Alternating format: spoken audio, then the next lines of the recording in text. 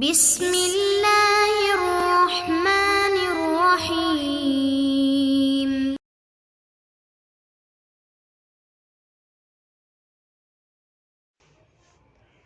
السلام علیکم ورحمۃ اللہ وبرکاتہ۔ بسم اللہ الرحمن الرحیم۔ عزیز طلبہ، آج مقامات حریری کا سبق نمبر 62 ہیں۔ آج کے سبق میں ہم پڑھیں گے المقامۃ الخامسہ الکوفیہ کے شروع سے لے کر من الملم فی اللیل المدلہم تک۔ تو آئیے شروع کرتے ہیں۔ المقامۃ الخامسہ الکوفیہ، یہ 5واں مقامہ ہے، مقامہ کوفیہ، جس کو حارث ابن حمام نے کوفہ کی طرف منسوب کیا ہے، اور اس کا پس منظر کچھ یوں ہے کہ حارث ابن حمام کوفہ میں ایک مقام پہ بیٹھے ہوئے تھے رات کے وقت، اور قصہ گوئی میں مشغول تھے کہ اچانک ایک فقیر نے دروازے پہ دستک دی اور صدا لگانے لگا کہ اسے ٹکانا چاہیے، اسے کانا چاہیے۔ جب انہوں نے دروازہ کھولا تو فقیر اندر آیا اور اس کو کانا کھلایا۔ تو جب ان کی نظر اس فقیر پر پڑی تو دیکھا کہ وہ ابو زید سروجی ہیں۔ تو پھر انہوں نے ان سے مطالبہ کیا کہ آپ اپنا کوئی قصہ بیان کر دیجئے۔ سروجی نے اپنا ایک عجیب واقعہ سنایا کہ دور کی نہیں بلکہ کل رات ہی کا قصہ ہے۔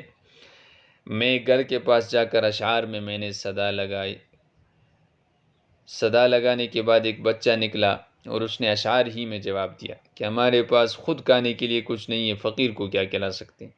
ابو زید بچے کی اس برجستگی سے بڑا متاثر ہوا، اس سے پوچھا کہ بیٹے آپ کا تعارف کیا ہے؟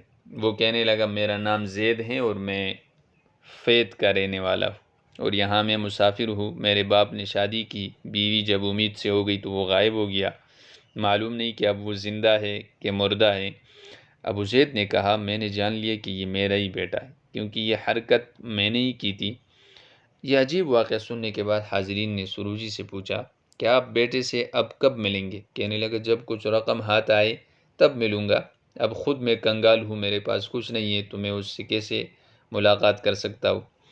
تو فقر کی حالت میں میرے ملنے کا اس سے کوئی فائدہ نہیں۔ حاضرین میں سے ہر ایک نے اپنے ذمے کچھ رقم لے لی اور اسے دے دی۔ وہ روانہ ہوا تو حارث بھی ساتھ جانے لگا کہ بیٹے سے اس کی بھی ملاقات ہو۔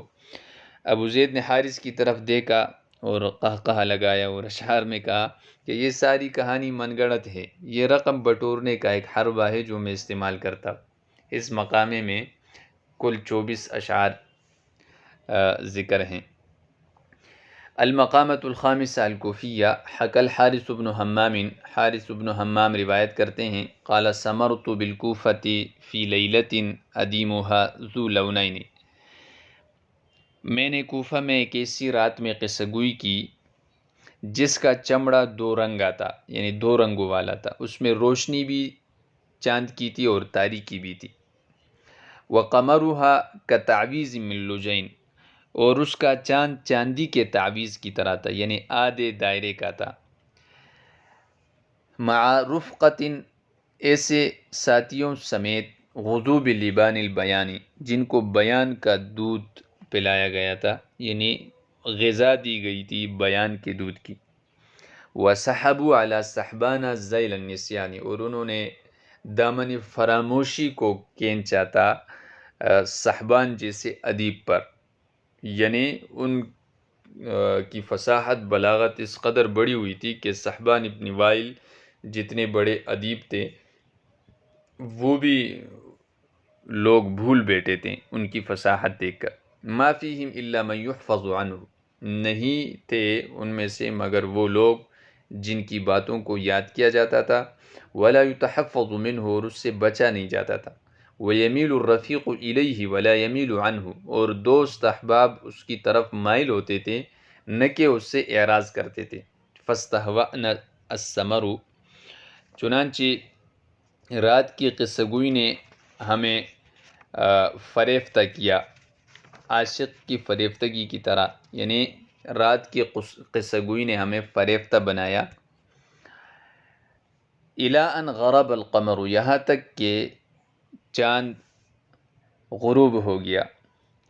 وغلب السحر، اور بیداری غالب آ گئی، فلما روق اللیل البہیم، جب تاریک رات نے خیمہ تان لیا، ولم یبق الا التہویم، اور اونگ کے علاوہ کچھ بھی نہیں رہا، سمعنا من الباب نبأۃ مستنبح، تو ہم نے ایک کتے بھونکوانے والے کی آہستہ آواز دروازے سے سنی، ثم تلتها سکۃ مستفتح، اور پھر اس کے متصل بعد دروازہ کھلوانے والے کی کٹکٹاہٹ، فقلنا، ہم نے کہا، من الملم، کون ہے زیارت کرنے والا یعنی مہمان، فی اللیل المدلہم، اس شدید تاریک رات میں۔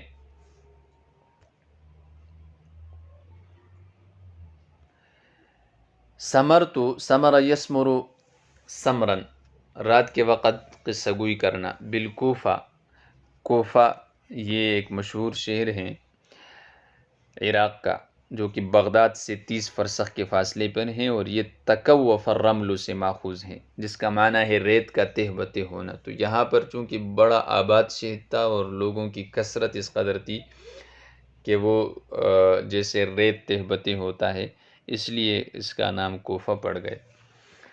فی لیلۃ ادیمھا، ادیم یہ چمڑے کو کہتے ہیں، ادیم اللیل یعنی رات کی تاریکی، ادم یادم ادمن، یہ روٹی کو سالن میں ملانا، اور ادیم یادم ادمن و ادم یادم ادمتن، گندم گو ہونا۔ ذو لولین، جو دو رنگوں والی تھی، یعنی اس میں چاند کی روشنی بھی تھی اور تاریکی بھی تھی، وقمرھا، قمر چاند کو کہتے ہیں، اقمار اس کی جماعتی ہیں، کتعویذ من لجین، لجین یہ چاندی کو کہتے ہیں، یعنی چاندی کے تعویذ کی طرح تھی، اور یہ ہمیشہ تصغیر کے ساتھ استعمال ہوتا ہے، لجین جیسے سریا ہے، کمیت ہے۔ معروف قطن، ایسے ساتھیوں کے ساتھ، رفیق کی جمع ہے۔ غزو، غزا یغزو غزون، جن کو خوراک دی گئی تھی، غذا دی گئی تھی، بلبان البیانی، بیان کی دودھ کے ساتھ، لبان دودھ کو کہتے ہیں اور لبن بھی دودھ کو کہتے ہیں۔ تو لبان اور لبن میں فرق یہ ہے کہ لبان صرف انسان کے دودھ کے ساتھ خاص ہے، جبکہ لبن عام ہے، جانور اور انسان سب دودھ کے لیے استعمال ہوتا ہے۔ وَسَحَبُوا عَلَى صَحْبَانَ ذَيْلَ النِّسْيَانِ، سحبو یہ سحب یسحب سحبن سے ہیں، کئی مرتبہ یہ پہلے بھی گزر چکا ہے، کھینچنے کے معنی میں۔ علی صحبانہ، صحبان وائل یہ ایک مشہور ادیب گزرے ہیں، صحبان ابن الظفر، عرب کے مشہور قبیلہ وائل ابن ربیعہ سے تعلق رکھتے تھے، اور اسلام کے ظاہر ہونے کے بعد مسلمان ہو گئے تھے، حضرت معاویہ رضی اللہ تعالیٰ عنہ کے ساتھ رہیں، اور انہی کی خلافت میں 54 ہجری میں 180 سال کی عمر میں انتقال فرمائے۔ ان کی فصاحت اور خطابت بڑی مشہور تھی، اور وہ فصاحت میں ضرب المثل تھے۔ تو گویا کہ ان کی فصاحت چونکہ مبالغہ آرائی سے کام لے رہا ہے، کہتا ہے کہ ان میں سے ہر ساتھی اتنا فصیح اور بلیغ تھا کہ آپ صحبان کو بھی بھول جاتے۔ ذیل النسیانی، ذیل یہ دامن کو کہتے ہیں، ذالا ازیال اس کی جمع آتی ہیں، کنارہ یا آخری حصہ۔ نسیان نسی ینسا سے ہیں، مصدر ہیں، بھولنے کو کہتے ہیں۔ ما فیہم الا من یحفظ عنہ، حفظ یحفظ سے ہیں، یعنی اس سے یاد کیا جاتا تھا، ولا یتحفظ یعنی ولا یحترز منہ، یعنی تحفظ تحفظ کسی سے بچنا، یعنی اس کی بری عادات سے اور اس کی بری خصلتوں سے، اس سے علیق سلیق کو ختم کرنا۔ تو کوئی ایسا نہیں تھا بد زبان بد خلق کہ اس سے بچا جاتا، بلکہ ہر آدمی خوش اخلاق تھا، نرم خو تھا، اور بڑا کام کا بندہ تھا۔ وَيَمِيلُ الرَّفِيقُ إِلَيْهِ، ہر دوست اس کی طرف مائل ہوتا، مال یمیل میلاً، اس کے صلے میں اگر الا آ جائے تو اس کا مطلب ہوتا ہے مائل ہونا، اور اگر عن آ جائے تو اس کا مطلب ہے اعراض کرنا، انحراف کرنا۔ ولا یمیل عنہ، اور اس سے اعراض نہیں کرتا تھا۔ فاستہوأن الثمر، استہوا یستہوی استہواء استفعال سے ہیں۔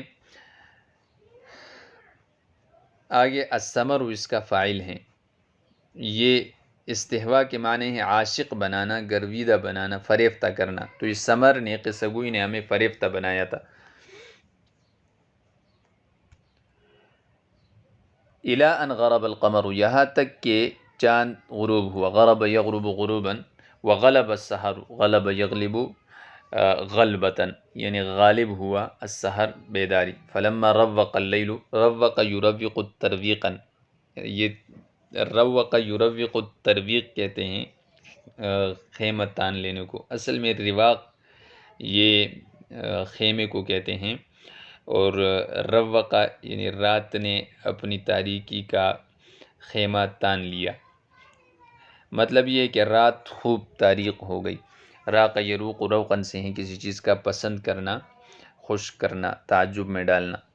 اللیل البہیم، بہیم یہ بہت سخت تاریک کو کہتے ہیں، بہمن اس کی جمع آتی ہیں یا بہمن۔ ولم یبق الا التہویم، تہویم یہ اونگ کو کہتے ہیں، النوم باللیل یعنی رات کے وقت اونگنا، اور حوم الرجل اس وقت کہتے ہیں جب اونگ سے آدمی، جب انسان کا سر جو ہے وہ گرنے لگتا ہے۔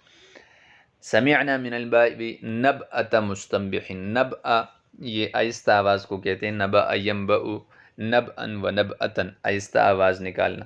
مستنبح یہ نبح ینبح نبوح، نبوح کہتے ہیں کتے کا بونکنا، مستنبح یعنی استنبح یستنبح استنباحا، اسم فاعل ہے استفعال سے، یعنی کتے کا بونکوانا، اس کی آواز۔ ثم تلتھا پھر اس کے ساتھ یعنی متصل، تلا یتلو ایک تلاوت ہے یعنی قرآن شریف پڑھنا، ایک تلون یعنی پیچھے پیچھے چلنا۔ سکتو آواز، چک کو بھی کہتے ہیں، سکوک اس کی جمع آتی ہے۔ مستفتحن، مستفتح یعنی دروازہ کھلوانے والا، فتح یفتح سے ہیں، مستفتح یعنی فتح طلب کرنے والا۔ فقلنا ہم نے کہا من الملم، کون ہے زیارت کرنے والے؟